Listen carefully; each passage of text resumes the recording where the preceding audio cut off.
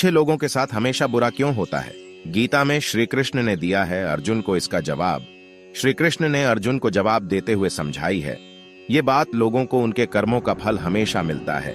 गीता सार। आपने महसूस किया होगा कि जो लोग अच्छे कर्म करते हैं वो परेशान रहते हैं, वहीं जो बुरे कर्म करते हैं वो खुशी से रह रहे होते हैं। अच्छे कर्म करने वाले परेशान होते हैं कि आखिर उन्हें इतनी परीक्षा क्यों देनी पड़ रही है, जबकि जो अधर्म की राह में हैं वो खुश हैं और जिंदगी का लुत्फ उठा रहे हैं। अगर आपके मन में भी ये सवाल आया है तो आज हम आपको इसका जवाब देंगे। ये जवाब वो है जो भगवत गीता में लिखा है और श्री कृष्ण ने अर्जुन को दिया था।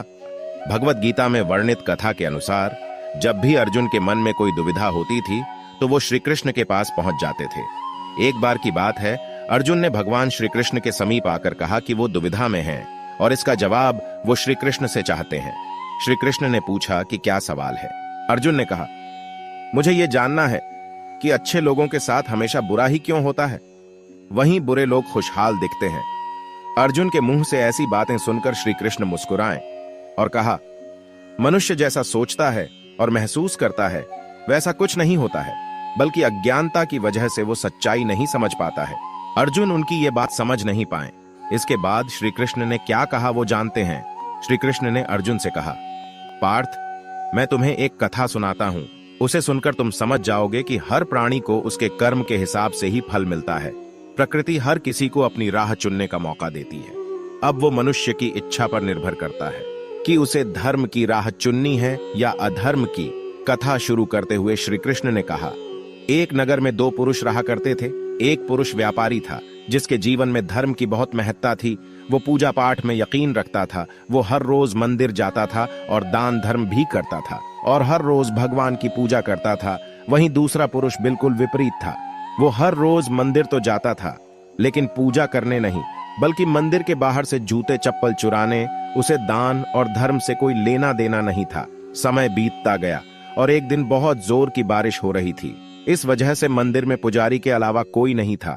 ये बात जब दूसरे पुरुष को पता चली तो उसने कहा कि ये सही मौका है मंदिर का धन चुराने का।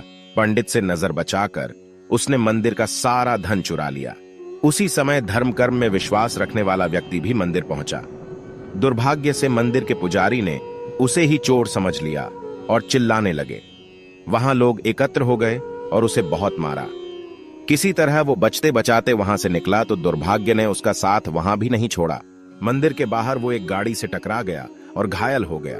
फिर वो व्यापारी लंगड़ाते हुए घर जाने लगा तो रास्ते में उसकी मुलाकात उस पुरुष से हुई जिसने मंदिर से धन चुराया था। उसने कहा, आज तो मेरी किस्मत चमक गई, एक साथ इतना सारा धन मिल गया। ये सब देखकर उसे बहुत बुरा लगा और उसने अपने घर से भगवान की सारी तस्वीरें निकाल दी। कुछ सालों बाद दोनों पुरुषों की मृत्यु हो गई। मरने के बाद जब दोनों यमराज की सभा में पहुंचे और भले पुरुष ने दूसरे व्यक्ति को देखा तो उसे बहुत गुस्सा आया। उसने क्रोधित होकर यमराज से पूछ ही लिया, मैं तो हमेशा अच्छे कर्म करता था, दान में विश्वास रखता था, उसके बदले जीवन भर मुझे अपमान और दर्द ही मिला और इस व्यक्ति को नोटों से भरी पोटली। आखिर ऐसा भेदभाव क्यों?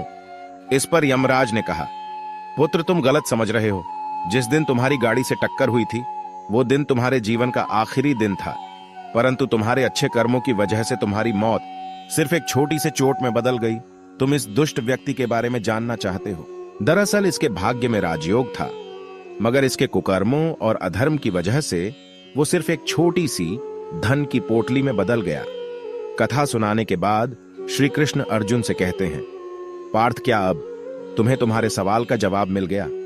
ऐसा सोचना कि भगवान तुम्हारे कर्मों को नजरअंदाज कर रहे हैं, ये बिल्कुल भी सत्य नहीं है।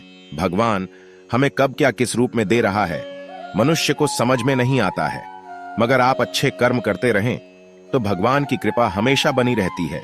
इसलिए अपने अच्छे कर्मों को बदलना नहीं चाहिए, क्योंकि उसका फल हमें इसी जीवन में मिलता है। इसलिए मनुष्य का फर्ज है कि वो हमेशा अच्छे कर्म करते रहें, क्योंकि श्री कृष्ण ने गीता में भी बताया है कि किसी के द्वारा किया गया कर्म बेकार नहीं जाता है, चाहे वो अच्छा हो या बुरा।